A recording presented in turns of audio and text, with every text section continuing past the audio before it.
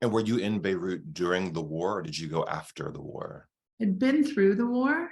Once was actually in 1992, just before the war had finished, 1991, and got stuck there. Had to get out on a hovercraft to Cypress because there was bombing everywhere. So I've had a little taste of, very scary side of, what so many countries deal with every day.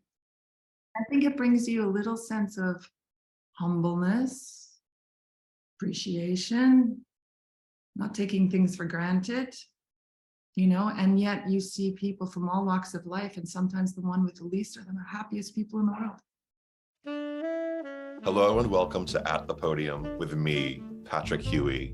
At the Podium is a multimedia platform that brings together people from a diverse background of lives, careers, and experiences who all share one thing in common. They have stepped fully into the transformative power of finding and raising their voices to make an impact on the world we live in today.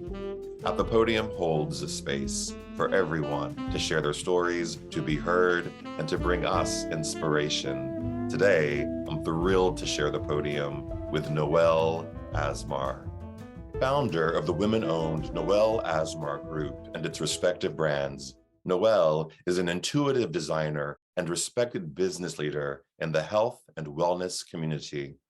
Noel launched her Noel Asmar uniforms in 2002, bringing an innovative, sustainable, and functional approach to dressing health and wellness professionals with uniforms that quickly became the most recognized brand in North America, synonymous with style, empowerment, confidence, and quality.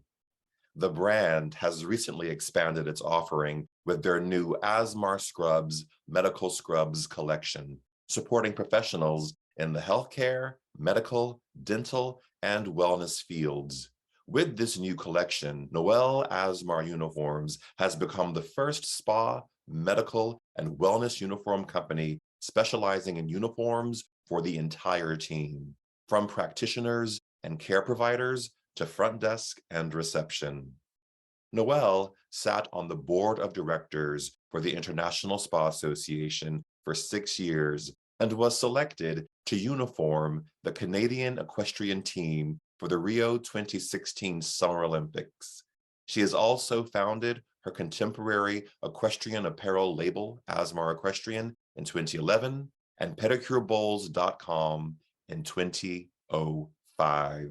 Her work continues to receive international attention with features in Harper's Bazaar and Vogue, while Noel's creativity, innovation, and business savvy have seen her recognized as one of Canada's top 20 female entrepreneurs and earned her awards for innovation and sustainability. Okay, Noel, welcome to At the Podium. Good morning, Patrick. It's really going to be a pleasure to have this chat with you today. I am so happy. We've been trying to make this conversation happen for a minute, so I'm glad we finally were able to work it out. Yes, it's been many years, actually. We've been chatting about what transforms as we move through our careers and our lives, haven't we? We have, and I'll tell you, I was looking back through pictures in my phone. I have a picture from us back in 2015 in Mexico City at the Global Wellness Summit, which was in Mexico City in 2015. And we were in that beautiful museum where they hosted dinner for us. I can't think of the name of the museum. It's all the beautiful Frida Kahlo art and all of that. But I was like, we were with Deepak Chopra at the time, weren't we? Didn't we have a picture with Deepak? We did. Yes, I remember that. We go back in this industry. We do. Yeah, yes. And so evolved, hasn't it? And everything changes personally and professionally over the years. So yeah, it's interesting what's going on in our worlds. Everything has changed. And one thing that I did not know about you until I did a little research was that you have built this pretty spectacular career as a designer in this industry.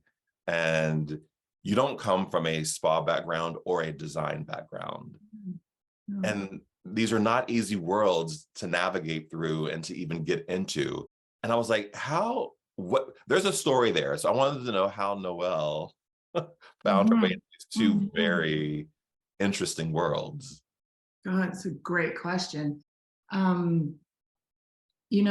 think for myself, I went into hospitality. My dad and my mom had small little hospitality, outfits early when we were young, very, very small, motels, not hotels. And my dad was in the restaurant business.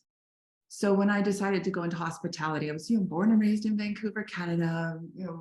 We've got our culture here, very relaxed from a very fashion perspective. It's very relaxed. North America in general is more of a relaxed dresser and just more easygoing.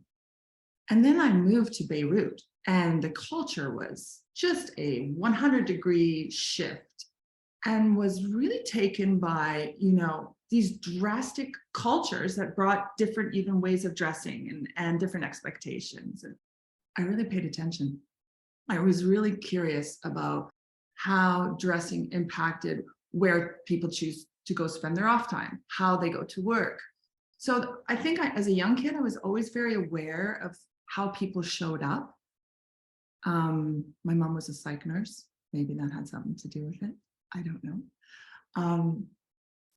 So when I'd gone through, I worked in a hotel opening, I went to hotel management school. One of the most profound experiences for me was opening up a hotel after the war in Beirut. So I sound almost like a veteran, but if you think about it, going from Canada to going to a place that had been hiring lots of immigrants, had been, staff that had never maybe even owned a pair of new shoes. How do you empower and bring these souls to life? And I found it through clothing. I remember the first big change I made in the hotel was outfitting the housekeeping team, the ones that never get the glory, the ones that don't have a voice, the ones that are in the back of the house. They're the ones that are so important in bringing that customer service straight through to the client, the ones that have that final touch, right to their bed, right to their pillow. I mean, they're in their rooms every day. And they're so oftentimes forgotten. Every day. You're going to have to bear with my hand speaking. When I changed the outfits, changed the uniforms, I designed the uniforms, never designed a uniform before, but I just knew it was gutturally the right thing to do. And I remember the day these ladies, all ladies, got their new uniforms. They were crying and like just, it came from the heart. I knew, most people look at clothing as just, if they can afford it or they play with it. And, it's a form of expression, but it's a major form of dignity, self-respect, being able to show up the way you want to show up, or showing up in a way that truly reflects who you are, but nobody understands it from the outside. I think fashion has a name. Like I never grew up wanting to be in fashion. So my take into this world, we're talking about uniforms, equestrian apparel, very stylish equestrian apparel, and some other things that we do. We do scrubs for medical. These are not your traditional fashion businesses where you're going after competing with, the world of, showing up fashion week and competing with all of this. I didn't have any desire to go down that avenue. This is really about empowering people in very specific audiences. So the way I do think that maybe without realizing it at the time, I got in pretty quick. I'd come from hotelguide.com. It was a .com in 2000, late 1990s to 2000. So I started my first .com in 2002. I built the site myself. And I started off as spa uniforms. So I got in, very niche market, Patrick. That's the key. Today, it's about being really authentic in the marketplace. And maybe I was just a lot more zoned in on what I was doing. I knew my audience. I knew the people I was working for. I touched them, I smelled them, I felt them, it's different. And in spa, my family that are estheticians and nurses, and wasn't always the most respected industry, as you remember. It was tough to show up, and there was sexual nuances, and you remember there used to be back 20 years ago. I mean, you weren't sure what you were showing up for. I mean, that has been that fighting for legitimacy and for professional respect, huge. And like a uniform actually transformed a ton of the idiosyncrasies that came with not really knowing where you were going to show up. Somebody shows up in a lab coat, you get a very different feeling. You got to show up in so it was super empowering. And I think, in the world it's too crowded. too crowded to start businesses, or you're not sure who your audience is, and you're not authentically driven. So I couldn't do fashion, I don't think, really anymore. It's too broad, and I wouldn't understand the customer. What took you to Beirut? Dad's Lebanese. My dad was immigrated to Canada and he's 21, I think. Mom's Canadian, a good Irish Norwegian gal from the prairies. Very, very different cultures. But I was absolutely drawn to that area of the world as a kid. And we used to go often to visit my grandparents and my aunts and uncles. And I had a chance to open up a hotel. Like I said, the first 5-star hotel after the war ended. I thought I would go for 1 year and I stayed for 10. Mesmerized by just the life. And people don't always, we always have these filters when we think of countries or we think of regions. But the family life was really incredible. The family units, our elderly stay at home. They don't go off to care homes.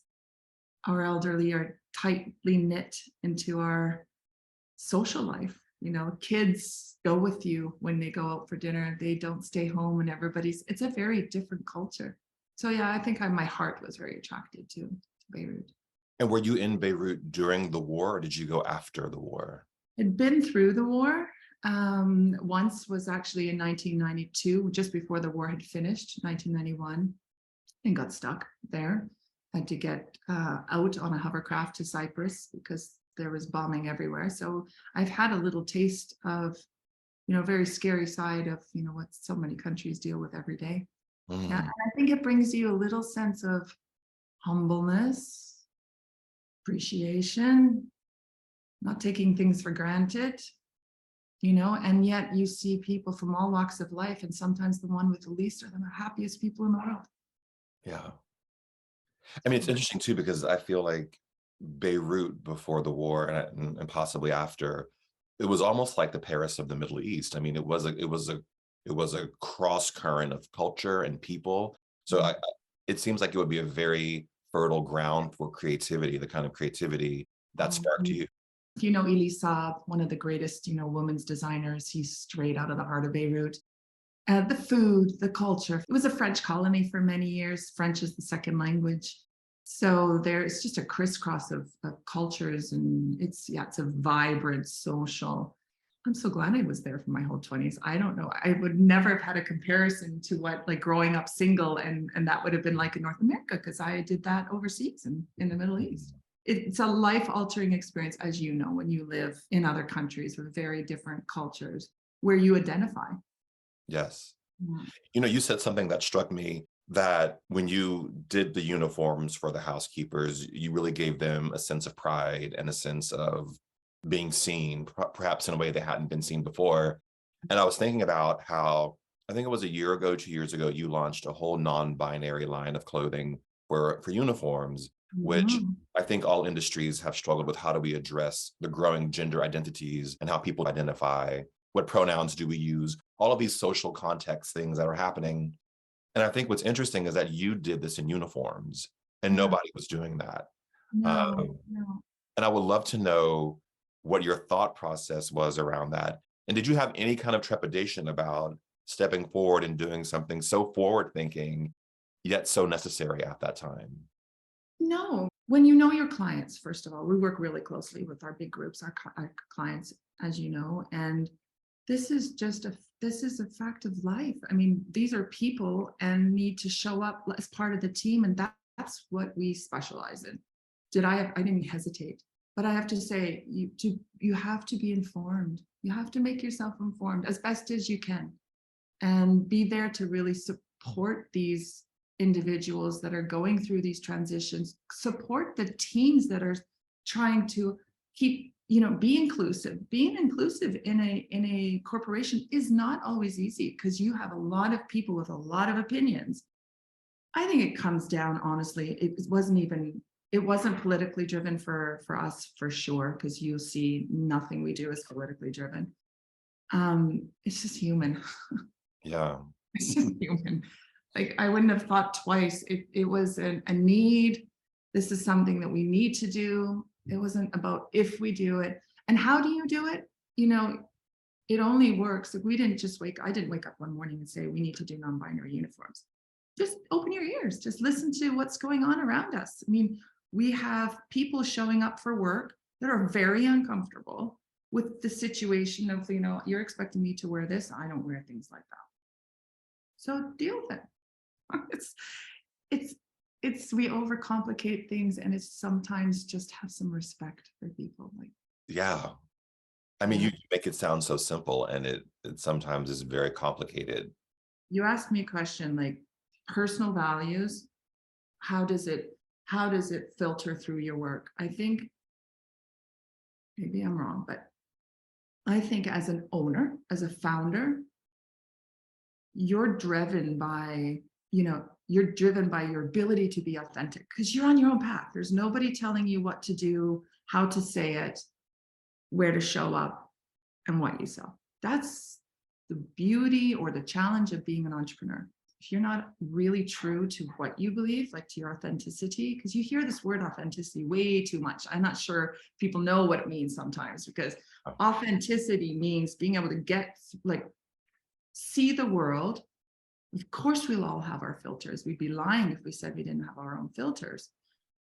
But are you connected to the people you're working for, or you have off on your own tangent and you have a secondary, purpose? Then that's not authentic.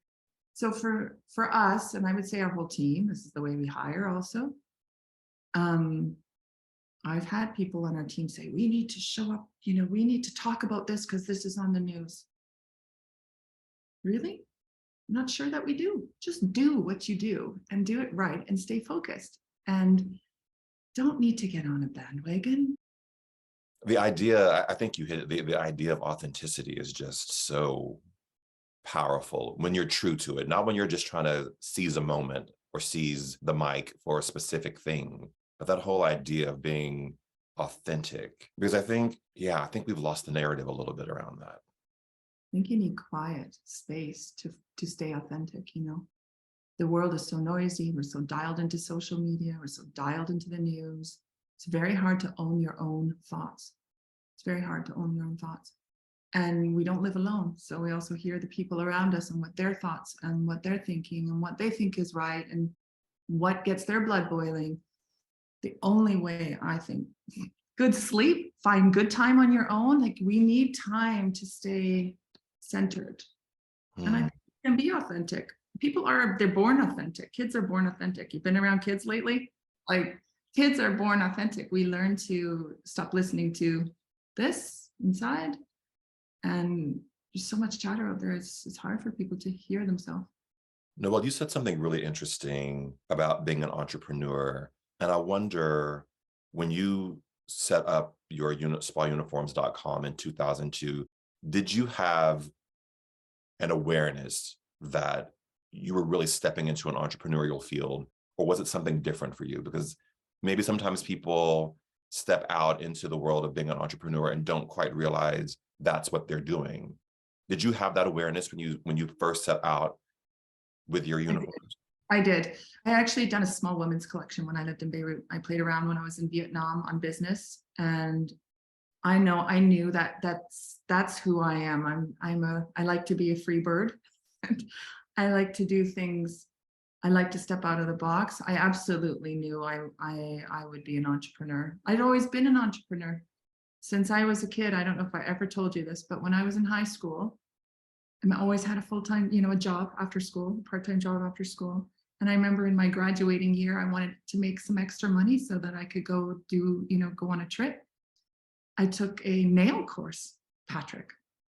As in nails? As in nails? I didn't know that. And I did all my friends in the graduating class, and instead of them going to the salon and doing their nails, I knew I need my wings to confirmation is hard, but I lead that way too, is that I let people, come in and bring themselves into the business. And so long answer to a short question is yes, I knew I was trying things. I was playing around, I was trying things. I was moving back to Canada. So I wanted to start something that I could develop back here and come back home. So I came back home in 2002. And yeah, so yes, it was very intentional. Having lived in such diverse environments from Vancouver to Beirut and traveling the world for your work, I wonder, how does that impact your view of the world? I want to say in areas like that where, the Western world sees religions in one form, because usually we never lived in multiple cultures in North America. We may have whatever, religion or culture we belong to. There it's a mishmash. And it's a mishmash, like all in a tiny little city. So for example, in Byblos, where my dad was born, you have a mosque right next to a church, and you have all different facets, and they all live harmoniously together, believe it or not. Mm-hmm.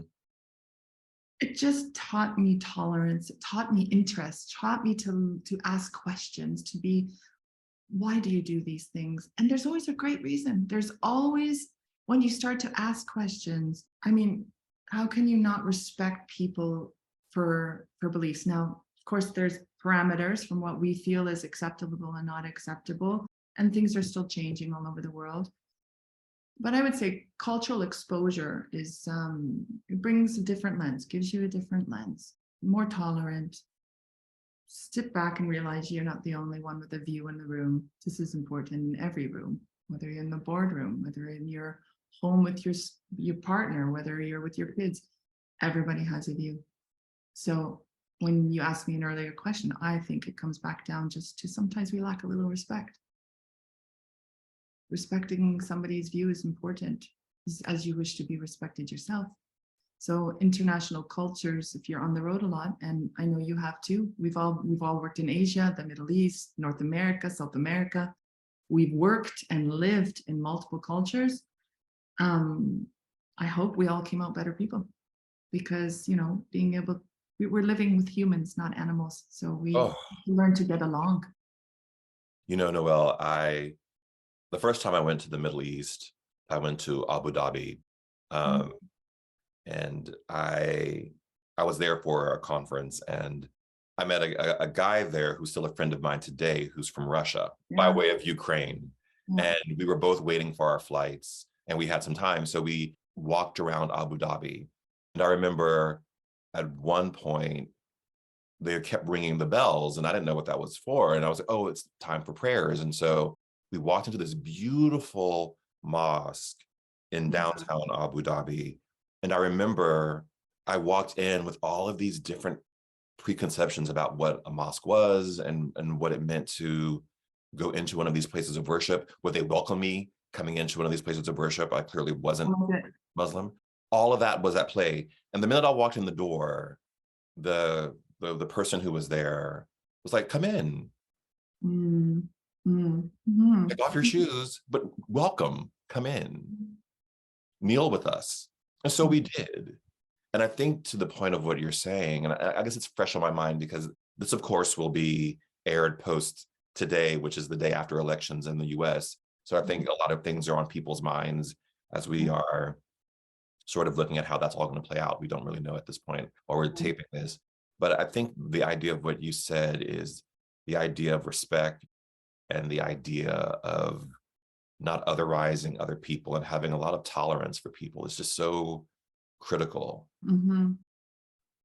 People have so much to offer. It gets stuck behind somebody else's lens. A parent puts some filter on, this is how you should be, must be, it's what you must do. Then you get to work and somebody tells you this is how you must be, you should be, this is what you must do. Tolerance, really, again, I think it comes, we just don't have enough time to work on ourselves. It comes from that, or really strong influences in your life that were good influences in your life that aren't also struggling to find their own voice. How many people do you know that have already been there? You were heavily influenced, and everything, the elections that go on and world politics. Look at world politics last year. Yeah. Where's the tolerance? Where has dialogue brought us? Who's talking? Who's listening? Well, no one's listening, but everyone's talking, which is probably part of the problem. If you look at technology. Can we shift to that for just a sec? Sure. When you look at technology, demographics have now become segregated. We used to be all on one platform. Oh, yeah. Now we're segregated by your age, what your interests are. We've become very specialized. Mm-hmm. Serves a purpose, but we lack the ability to see the whole big picture when we don't have to see that big picture anymore. This morning, before we got on the call, I was editing an episode that we're releasing for Thanksgiving. There's an amazing woman named Janine Scott, who is the head of diversity, equity, and inclusion for the Broadway League. And we were talking in that interview, and I'd forgotten we had talked about this, and you just brought it up, that one of the beautiful things about art is that it brings people together who don't necessarily share the same political views, who don't necessarily pray at the same church, who are not the same generational grouping, and that you're in the theater or watching a piece of art or watching the ballet, you're all sharing a shared experience. No matter what lens you're looking through, you're still sharing that same experience, and you're all experiencing it and receiving it differently, but you're doing it together. What you're saying, what I'm hearing, is that there's a lot of not together right now, which is probably contributing to fractured lenses that we're all experiencing. I think so too. It's interesting how technology even played a role in all of that. You have 3 beautiful kids, you're a mom. How do you, and I know you, so I know that you have dreams and desires and you want your kids to succeed and be successful. How do you manage that, letting them have their own views and their own lens with the desire to mom and the desire to lead and guide? I think it's so interesting because, again, 3 children in the same house with 3 different, sets of goals and how they go about them. They're so tolerant. I find our children are so tolerant. They're growing up in an era that everything is exposed, right? So there are no more taboo subjects even to have conversations with your children anymore. Things that I think our parents would have when shriveled up in the corner, not wanting to have a conversation about. Today it's all out there. It's all out there. And I guess I just, my husband and I both, we parent together, and I would say just have to be the parent. I find I remind myself, parenting when my kids were little had its different challenges. At this stage, when they're getting ready, they're young adults, they're looking at university, they're looking at where they want to go in their life. They still need us to be parents, and not everything goes in this house. So I find the parenting is the harder work comes as they get older. Continue to be that support and that guidance and respect their thoughts. It comes back to respecting, where they see their future and guiding them. I was fortunate. I think one of the reasons I really wanted to be an entrepreneur too was to have that time, have that flexibility to be really a truly present mom. I dreamed of I wanted 10 kids. I tried to scare off my husband before he was my husband. 10 kids. Are you in? You're in? You're out. He's like, what? You're not in? Like, let's just know now before we go any further, just to scare the weebie-jeebies out of him. Didn't run. And honestly, I would have loved to. I would have had 10 kids. I'm that person. But I want it all. And I guess, life taught me that, I was that entrepreneur that loved the shiny stuff on the side of the road. But I had 2 parents that always just, I never heard, be careful, be careful. I never was led with fear. Both my mom and my dad, coming from very different backgrounds, always said, think it through, but try it. Just try it. That's a powerful response we can give everybody in our lives. Just try it. You don't try, you don't know. You don't ask, you don't know. And trying builds a ton of confidence and experience. And you're gonna fall in certain areas, and you want to build character. That's a great way to build character. Adversity. This is the generation that doesn't like adversity, the young generation. Our son, I could say this, we didn't put him in academy hockey where everybody was forking mortgages to go to academy hockey. We didn't put him in the most elite school. We didn't do all of that. And for him to make it, he had to fall. He had to get up. He had to prove himself. He had to do it. He had to go the tough path. He did. And it's for a couple of reasons. If the whole family is going to dedicate their entire world to, you better want it more than anything. You better want that enough to get through the thick and the thin if you want everybody else to follow you.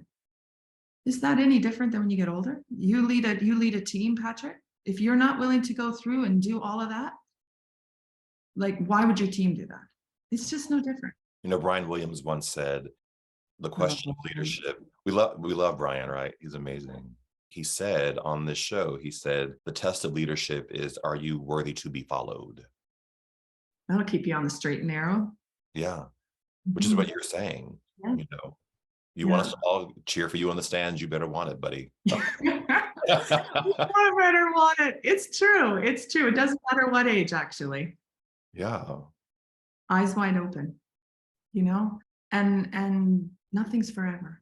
So know that when you go into things, you can change. You can change your mind. Who's judging? You're judging. Your own worst judge, your own worst critic. Failure isn't failure. I know that sounds cliche, but who cares? Something doesn't work, try something else. Make your life interesting. Like, it's your journey. It's a fearlessness. I don't know if fearlessness is the right word, but it's a willingness to step out in faith that you're talking about. Where did that come from within you? Or who gave that to you? Both my parents were like this. Yeah. My mom went to nursing school. She stopped. She tried other things, went back to nursing. My father came as an immigrant, barely speaking English, worked for a week for somebody, and then started his own business with no money. Just scrappy, just tried things, you know? So I just never been afraid to try. And then always I need change. So I know myself, I need that stimulation, you know? So even though sometimes I'd love for somebody else to lay out that stimulation for me, I don't wait anymore. I just do it. Do you think that everyone has to have that kind of spirit within them? In which way? For work or just in general? Just in, like, it's a life view that you're talking about, really. It's not, I mean, we're talking about business somewhat, but I think what you're describing is a life view. And I wonder, we always say, you know, you think about the way we talk about leadership development and personal growth. A lot of it is, let's go out and take the big steps. Let's tilt out those windmills. But is there an opposite to that? Is there an opposite to that it's okay to want to be home and be quiet and to lead a contemplative life, or to lead a life that isn't painting in broad, bright colors, but perhaps you paint in muted, natural colors? I see what you're saying. Actually, you know what, come to think of it, I think my husband, Lindsay, used to remark this when we first met. I'd just been 10 years in the Middle East, just moved back to Canada. He was always kind of struck by, I didn't see processes as set in stone. And what I mean by that is, if you want to open up a business, you have to go do the business license, you have all these things you have to do. Okay, well, in the Middle East, doesn't work that way. There's no systems for you to jump on and just follow. It's scrappy. You have to figure it out yourself. You have to get out, you have to talk to a lot of people. It's not easy. There's not one office that's going to give you all the answers. You learn to be super resourceful. And I feel Lindsay would always say, how did you get that done today? And I'd explain it. I think the message is, get out, like this cliche of get out of the box, like just go find your own way. If you're good, like, it sounds so cliche and it's not going to be what you want to hear, but you want to go to university, you do your application, you get to university, you put in all your resumes, you do the standard path that takes everybody to the standard finish. Because you've been told that that's the way to do it. So when I went to the Middle East, there was nobody telling me this is the way you do it. And I do this with my kids. I say, I'm not going to tell you how to do it. You have to develop that sense of how to do it, how to get there. if you're feeling things in your social networks, you have to develop, you have to not, as soon as somebody else is telling you everything what to do, whether it's your government, what it's like, God forbid I just said that right now, but anybody telling you what to do, it's no longer your responsibility, and it's up to them on how it gets done. The minute you put your finger in someone's process, you own the process. You own the process. Yeah. If we would just live our lives that way a little bit more, your lives would transform, because it becomes your process, which is rewarding. You can live with things when things don't go right because you don't have anybody to blame. In fact, you don't even look to blame. When things go wrong in my day, every day, leading a business in the last 2 years is not easy. No guarantees you're getting up to something that's great in the morning. But nobody put that on me. So it's my game to play. And I think that's the psychology of owning what you do, how you do it, as opposed to somebody else telling you this is exactly what you need to do to get to X. Nobody really knows anyway, so don't listen. I figured that out pretty quickly. Right?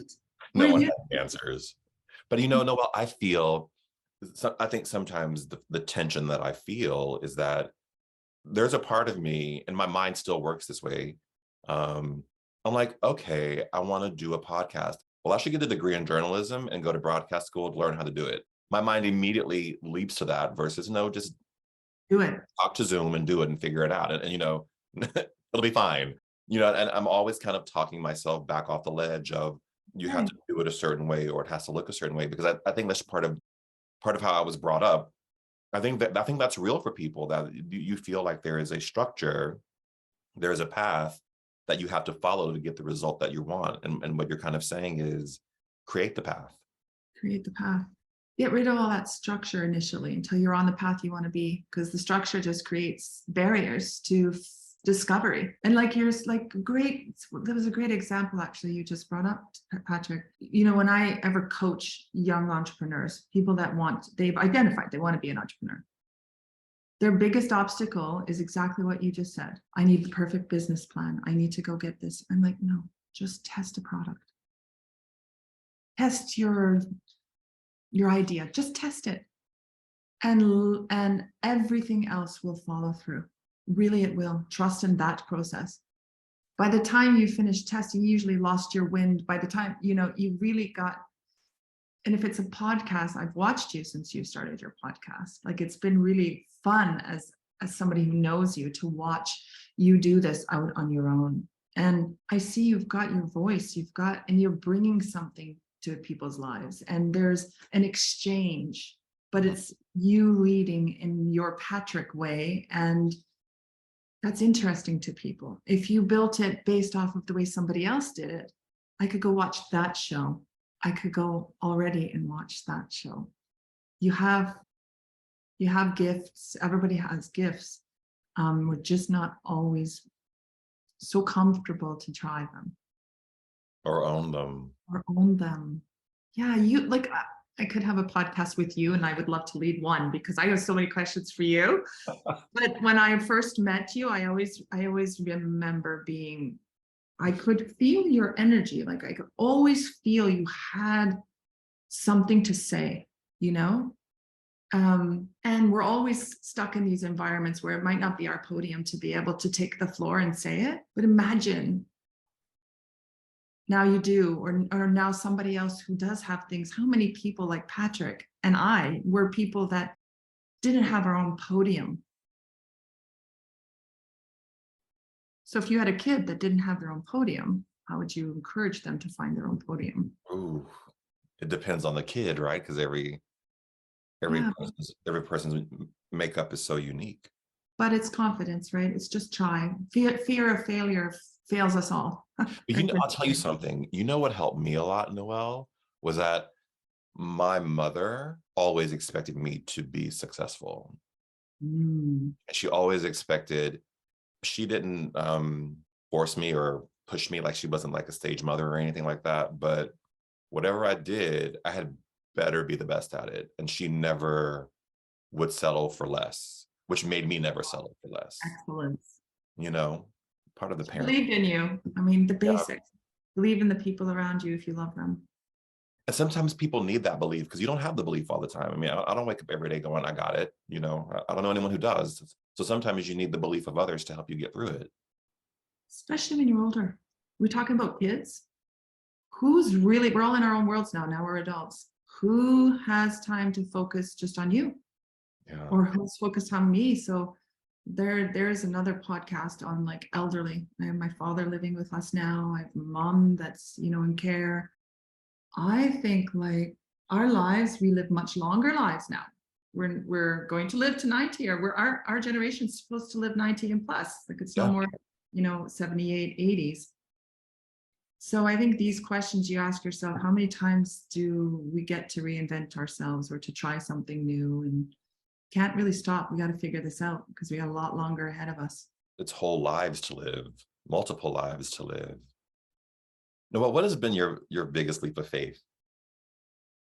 Oh, that's a good question. Biggest leap of faith, I would say, was moving back to Canada and starting all over again. Hmm. It was, because it'd been 10 years, my whole adult life really was overseas, and I was going to go start from scratch, completely from scratch in every sense of the word. And it actually gave me a chance to start, with a fresh page, drop things I didn't want, try new things. It worked out. But that was a huge leap of faith when you're changing your countries again and you're rebuilding your start, building your home, everything. It's a big leap. But maybe the big leap of faith was also just leaving Canada and going to Lebanon. I don't know. Yeah, you still believed. I really believe still. Like I know there's yeah, I guess maybe failure energizes me a little bit, keeps me on my toes. I'm comfortable with the unknown, to be honest. I'm comfortable being uncomfortable. I'm uncomfortable today. I won't tell you why, but I'm uncomfortable. I mean, I've got, not with you, I've got, things going on in my business that make me uncomfortable, really uncomfortable. But somehow there's like categories for different things going on, and I don't deal with all those emotions at the same time. And yeah, leap of faiths are good, but just the nature of the beast for me, I'm always taking leaps, Patrick, good, bad, or ugly, but always trying things that are out of my comfort zone. Yeah, and I think the greatest challenge for me over the years has been, being a good mom and being a great leader. That's constant tweaking of your own self, not tweaking of other people. It's constantly tweaking of oneself. Yeah. Right? Every interaction I have now is a moment to reflect. Am I doing and saying the right thing, or did I just blow that? Mindfulness. Yeah, and you have to be mindful in the moment. And you have to be real-time mindfulness. It's not sometimes being able to go somewhere for a week and reflect. It's No. like in the moment. No, if we could just control that fraction of a second of reaction, we can learn to that discipline of not reacting. That's what I really I'm aware of today, is like, you might think, putting on a face, whatever you want to call it, just learn to breathe, learn to, like, in that moment, what moments we're having every day. It's just like, don't just come inside for a second. Come inside for a second. Don't wear it all here. Yeah. Because the human being reacts to all of this. And to your energy, if your energy goes haywire, people feel it. Yeah. You think you're being circumspect. Yeah. It's a lot of work. A lot of work to be a good leader and just good friend and good mom and dad, good partner. It's work. We just have to breathe and ask ourselves why. Noel, this season we're talking to people who have found their voice or in the process of finding their voice. And I wonder, have you found your voice? And what would you want to say, or would you say with that?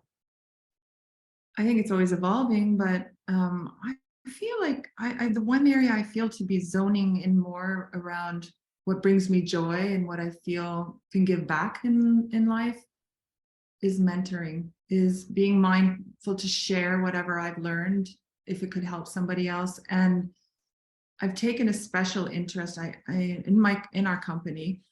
It's mostly female. I think we have only 2 men on in the company. And I get to see how different everybody works together, and where the challenges come up are always trying to balance personal lives with their work, because it's their life, right? There's really not a hard, fast rule between the two. And for moms that want to have a fulfilling career like I did, but also really want to be the mom and be present and have all of that, or my husband who left his work to be a stay-at-home dad. I have a huge respect for not giving up one to have both, or give them, Mm-hmm. to do that. I think COVID actually left us a few gifts. I think the ability to work from home transformed corporate America, corporate Europe, to think outside the box, depending on your industry, of course, but to realize there were many ways to get things done, and we needed to change quickly in order to keep our economies going.